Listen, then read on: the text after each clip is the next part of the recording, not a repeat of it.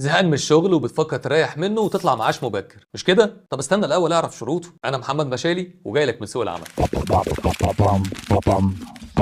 شوف يا سيدي، لو انت موظف حكومه وعايز تعمل معاش مبكر لازم يتوفر فيك الثلاث شروط دول. اول حاجه توافر مدة اشتراك في تامين الشيخوخه والعجز والوفاه، واللي بتدي الحق في معاش ما يقلش عن 50% من اجر او دخل التسويه الاخير، وبما لا يقل عن الحد الادنى للمعاش. تاني حاجه مده الاشتراك التاميني ما تقلش عن 20 سنه، وفي 2025 هتوصل ل 25 سنه، وده حسب قانون المعاشات الجديد. تالت حاجه المؤمن عليه اللي هو حضرتك، لازم يكون لك مده اشتراك ما تقلش عن 3 شهور متصله او 6 شهور منقطعه، ولو اي شروط من دول مش متوفره للاسف مش هتقدر تعمل معاش مبكر. اما بقى لو كنت موظف في القطاع الخاص فلازم يتوفر فيك الثلاث شروط اللي قلت لك عليهم من شويه، زائد عمر الموظف للمعاش المبكر بحد ادنى 50 سنه، زائد ان مفيش اي اجراءات تاديبيه متوقعه عليه زي الجزاءات وخلافه، واخر حاجه ان اجر الاشتراك التاميني يساوي 65% من الحد الادنى للمعاش. وبس يا